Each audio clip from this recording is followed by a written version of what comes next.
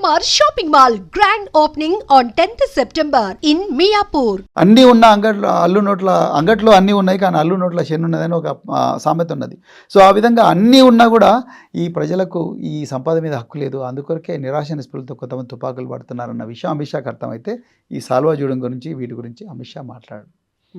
ఆయన జస్టిస్ సురేష్ రెడ్డి గారు ఆయన ఏం జడ్జిమెంట్ ఇచ్చిండు అనే దానికన్నా కూడా అసలు ఈ సమస్యకు మూలం ఎక్కడుందని మూలాల్లోకి అమిత్ షా పోయి ఉంటే బాగుంటుండే. సో ఒక పార్టీ తరఫున అంటే ఎన్డీఏ తరఫునేమో అమిత్ షా చేసినటువంటి కామెంట్లు కావచ్చు, ఇండియా కూటమి తరఫునేమో జస్టిస్ సుదర్శన్ రెడ్డి ఉన్నారు. ఇప్పుడు ఈ ఇద్దరు అభ్యర్థుల్లో బీఆర్ఎస్ ఎవరికి మద్దతు ఇస్తుంది? ఇప్పటికైతే ఒక డెసిషన్ తీసుకోలేదు. అండ్ మరో 6 రోజుల్లోనే ఎలక్షన్ అనేది జరగబోతోంది. September 7th జరగబోతోంది ఎలక్షన్. చాలా మంచి ప్రశ్న. మా వర్కింగ్ ప్రెసిడెంట్ ఆల్రెడీ చెప్పారు, ఈ తెలంగాణ ప్రజలకు ఏ పార్టీ అయితే 2 లక్షల టన్నుల యూరియా ఇస్తుందో ఆ పార్టీకి మేము మద్దతు ఇస్తామని చెప్పారు. మాకు ఇప్పుడు 2 లక్షల టన్ను యూరియా కావాలి. మాకు justice Sudarshan Reddy vice president కావాలన్నా వద్దనేది మాకు ముఖ్యం కాదు. తెలంగాణ రైతులకు 2 లక్షల టన్నుల యూరియా అర్జెంట్ కావాలి. అది ఎవరిస్తే వాళ్ళకి మేము మద్దతు ఇస్తామని చెప్పారు. సో ఇప్పుడు చేసేటువంటి పోరాటంలో భాగంగా బీఆర్ఎస్ అలాంటి ఉద్యమాలు లేకుంటే అలా నిరసన ప్రదర్శనలకు ఎందుకు దిగట్లేదు? పెద్ద ఎత్తున జరగాల్సి, ఇప్పుడు 2 లక్షల టన్నులు అంటే మామూలు విషయం కాదు. తెలంగాణ వ్యాప్తంగా రావాల్సినటువంటి యూరియా ఆ కోటా అనేది ఎక్కడ తప్పు జరిగింది అనుకుంటున్నారు మీరు? తప్పు మా వైపు జరగలేదు. తప్పు కాంగ్రెస్ బీజేపీ ఇద్దరు కూడా దోబుచ్చులాట ఆడుతున్నారు. బీజేపీ ఏమో మేము ఇచ్చినామంటున్నారు, కాంగ్రెస్ ఏమో ఇవ్వలేదు అంటున్నారు. బ్లాక్ మార్కెట్లోనేమో 600 నుంచి 800లకు దొరుకుతుంది ఒక బస్తా. దొరకాల్సిన రేట్ ఏమో 275. కేసీఆర్ గారు ఉన్నప్పుడు 275, 250 రూపాయలకు దొరికిన యూరియా, గ్రామ పంచాయతీకి వచ్చిన యూరియా, రైతు సహకార పరపతి కేంద్రాల దగ్గరికి వచ్చిన యూరియా, ఇంటింటికి పోయిన యూరియా ఈరోజు బ్లాక్ మార్కెట్లో 800 రూపాయలకు తక్కువ దొరకడం లేదు. కేంద్రం ఇచ్చినట్టుంది బీజేపీ, కాంగ్రెస్ ఇవ్వలేదంటుంది. యూరియా దొరుకుతుంది కానీ బ్లాక్ మార్కెట్లో దొరుకుతుంది. దీని అర్థం ఏంటి?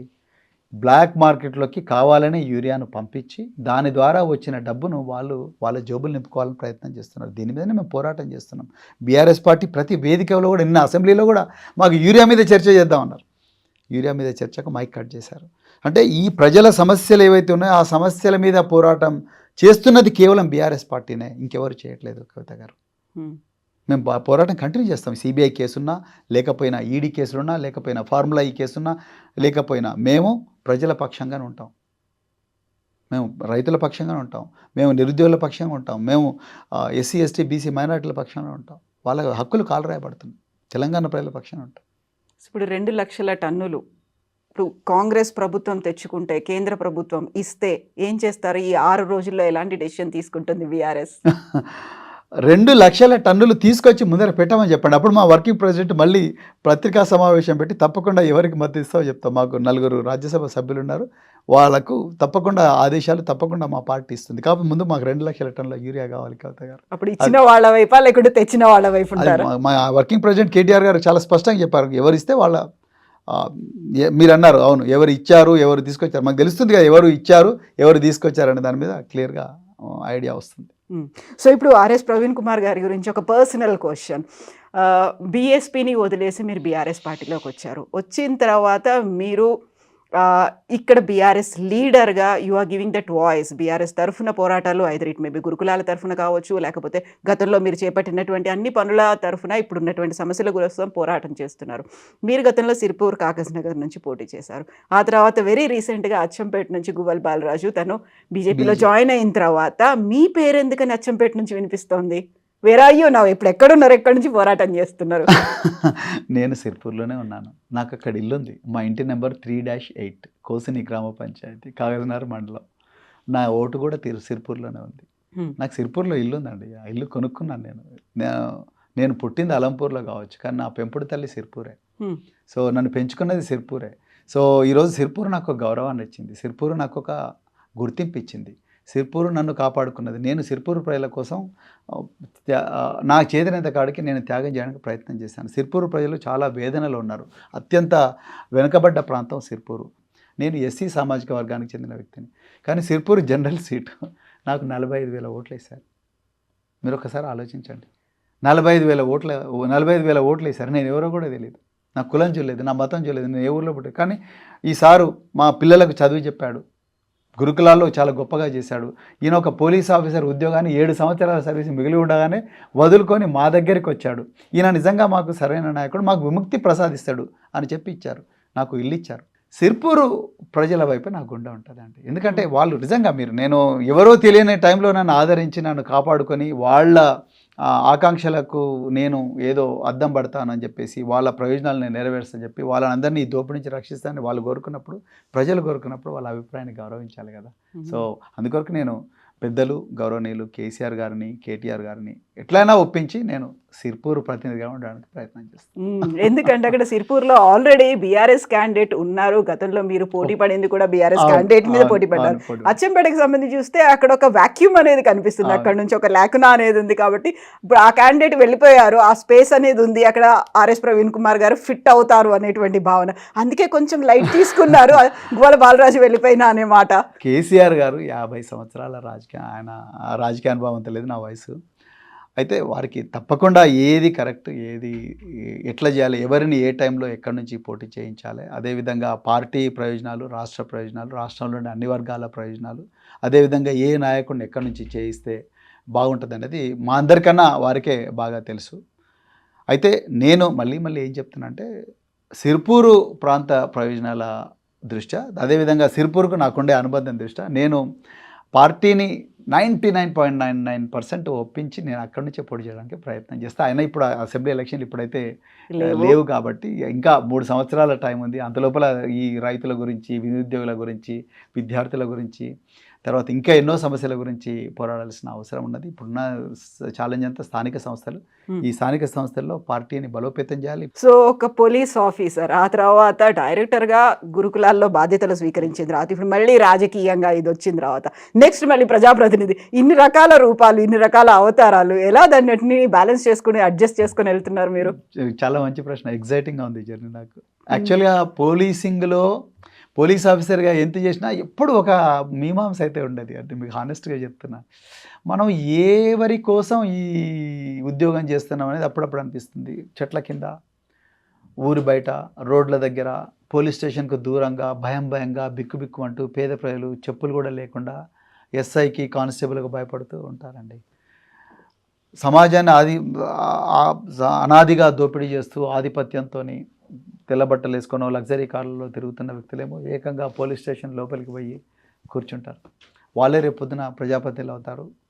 ఈ ప్రజలేమో రోడ్ల మీద నిలబడుతూ అయ్యా బాంచను కాల్ముక్త అంటుంటారు. మనం ఎవరి పక్షం వహించాలనేది ఎప్పుడు ఒక ప్రశ్న అనేది ఉంటుంది. నేను ఎప్పుడు కూడా పీడిత ప్రజల పక్షంగానే ఉన్నాను. నా పోలీసింగ్లో కూడా వాళ్లకు మీరు నక్సలైట్లు అన్నారు కాబట్టి చర్చలో వచ్చింది కాబట్టి నేను 99.99% వాళ్ళందరినీ అడవుల్లో నుంచి తీసుకొచ్చి జనజీవన స్రవంతిలో కలిపి వాళ్ళు మంచిగా వాళ్ళ ప్రాంతానికి మంచి నాయకులుగా, వాళ్ళు ఏ సమూహాల నుంచి వచ్చారో ఆ సమూహాలకు నాయకులుగా అయ్యేటట్టుగా ప్రయత్నం చేశాను. సో ఆ విధంగా పోలీసింగ్లో నాకంటూ ఒక ఇమేజ్, నాకంటూ ఒక స్పేస్ నేను సృష్టించుకున్నాను. కానీ కొన్ని రోజులైన తర్వాత నాకు ఎందుకో ఇది కరెక్ట్ కాదనిపించింది. పోలీసింగ్లో మనం ఇంతకన్నా ఎక్కువ చేయలేము. మనం నిజంగా ఏదో కోల్పోతున్నాం. మనం ఈ ప్రజలు అసలు నేరస్తులుగా ఎందుకు అవుతున్నారు, నేరస్తులుగా ఎందుకు ముద్ర వేయబడుతున్నారు, ఎందుకు అవుతున్నారు అనేది అనుకున్నప్పుడు నేరస్తులుగా ఎందుకు ముద్ర వేయబడుతున్నారు, జైళ్ళల్లో ఎందుకు ఈ పేద ప్రజలు ఎక్కువ ఉంటారు, ధనవంతులు అసలు ఉన్న వాళ్ళు ఎక్కువ రోజులు జైళ్ళల్లో ఉండరు, వాళ్ళకు సుప్రీంకోర్టు దాకా పోయే వనరులు ఎట్లా వస్తున్నాయి, వీళ్ళకేమో లోక్ అదాలత్ దాకా కూడా పోయే అసలు పోలీస్ స్టేషన్ గడప దొక్కే పరిస్థితి కూడా ఎందుకు లేదు వీళ్ళకు అన్నది ఆలోచించినప్పుడు ఎక్కడో లోపం ఉందని చెప్పి ఆలోచించి తీవ్రంగా అంతర్మదనం చేసి తెలంగాణ ఉద్యమ కాలంలో నేను నిర్ణయం తీసుకున్నాను. విద్యార్థి కావాలనుకున్నాను. విద్యార్థిగా నా జీవితాన్ని మళ్ళీ 45 సంవత్సరాల వయసులో విద్యార్థిని అయ్యాను. ప్రపంచంలో హార్వర్డ్ యూనివర్సిటీకి వెళ్ళాను. సో అక్కడి నుంచి నేర్చుకున్న తర్వాత మళ్ళీ పోలీసింగ్ పోకుండా నేను గురుకుల పాఠశాలకు సెక్రటరీగా వచ్చాను. 9 సంవత్సరాలు నిజంగా ఎంజాయ్ చేశాను. I have become young. So అదేవిధంగా 10 లక్షల మంది పిల్లలను చదివించే ఒక అవకాశం నాకు ఆనాడు కిరణ్ కుమార్ రెడ్డి గారు ఇచ్చారు. సో గురుకులాలకు సెక్రటరీగా గురుకులాలకు సెక్రటరీగా వచ్చాను. 9 సంవత్సరాలు చేశాను. 10 లక్షల మంది పిల్లలను చదివించాను. వేలాది మంది డాక్టర్లు అయ్యారు, వేలాది మంది ఇంజనీర్లు అయ్యారు, వందలాది మంది ఈ దేశ సరిహద్దులు దాటి ఎర్ర బస్ ఎక్కలేని బిడ్డలు ఎయిర్ బస్లో ఎక్కారు. అది గొప్ప సాటిస్ఫాక్షన్. ఎక్కడ ఏ హాస్పిటల్ పోయినా మా పిల్లలందరూ వెంటనే తల్లి దగ్గరికి ఎట్లా బిడ్డలు అయితే వస్తారో అట్లా వచ్చేస్తారు.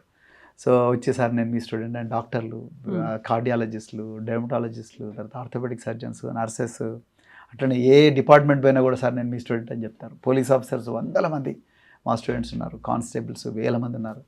సో ఇదంతా చూస్తే ఒక గొప్ప సాటిస్ఫాక్షన్. చాలామంది సార్ మీరు ఠాగూర్ సినిమాలాగా ఏమైనా చేశారా అంటారు. నాకు అలాంటి ఆలోచనలే లేవు, కానీ స్వాభావికంగా జరిగిన కార్యక్రమం అది చాలా ఎగ్జైటింగ్గా ఉంది. అయితే మీరు అడగచ్చు, సార్ మరి అదే బాగుండింది కదా, మరి రాజకీయాల్లోకి ఎందుకు వచ్చారని. నాకు అనిపించింది నేను చేసింది కేవలం 1% అనిపించింది. రాజకీయాలు విశాలమైన వేదిక.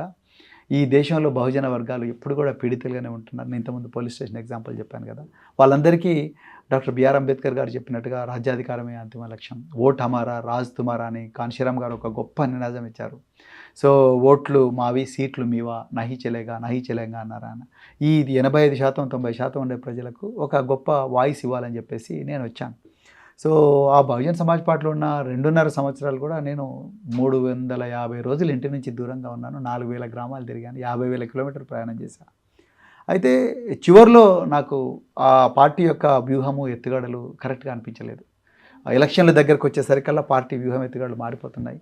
అందుకొరకు నాకు నచ్చక నేను బయటకు వచ్చాను. నాకు అప్పుడున్న లౌకిక వేదిక, ఉన్న పార్టీలో అత్యంత గొప్ప వేదిక, ఒక గొప్ప దార్శనికత ఉన్న ముఖ్యమంత్రిగా కేసీఆర్ గారు కనిపించారు. అదేవిధంగా లౌకిక వేదికగా నాకు బీఆర్ఎస్ పార్టీ కనిపించింది కాబట్టి నేను బీఆర్ఎస్లోకి వచ్చాను. నిజంగా I'm really enjoying my journey. KTR garu ఈ really treats me like a brother. So Harish Rao garu అలాగే చూస్తారు. So very open minded person.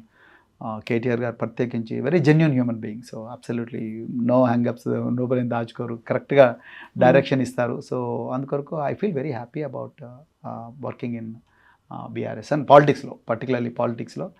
అంటే ఎట్లా సాటిస్ఫాక్షన్ వస్తుంటే ఒక వాయిస్ అండి. ఎక్కడ కుంభకోణాలు జరిగినా, తర్వాత ఎక్కడ అన్యాయం జరిగినా వాటి గురించి మాట్లాడడం, అది లగచర్ల కావచ్చు, తర్వాత సిర్పూర్ కావచ్చు, గిరిజనులు, ఒక ఉదాహరణకు మారుమూల అటవీ ప్రాంతాల్లో ఒక మహిళ 5 పిల్లల తల్లి చివరి కాన్పులో వైద్య సాయం అందక, రోడ్డు బాగలేక, అంబులెన్సులు రాక చనిపోతుంది. అలాంటి గురించి వాయిస్ ఇవ్వాల్సి వస్తుంది. అదేవిధంగా ఎక్కడో మారుమూల అటవీ ప్రాంతాల నుంచి 400 కిలోమీటర్లు మా భూమికి హక్కులు కావాలని చెప్పి రైతులు హైదరాబాద్కు నడుచుకుంటూ వస్తే వాళ్ళని పోలీసులు అరెస్ట్ చేస్తే వాళ్ళకు వాయిస్ ఇవ్వగలుగుతున్నాను. ఇదంతా ఒక పోలీస్ ఆఫీసర్ ఉంటే చేసిండేవాని కాదు. ఒక గురుకులాల సెక్రటరీ ఉంటే కూడా ఈ ఫ్రీడమ్ ఉండదు, రూల్స్ ఉంటాయి. సో ఇక్కడ రూల్స్ అన్ని ప్రజలు నిర్ణయిస్తారు రాజకీయాల్లో. So I really like that.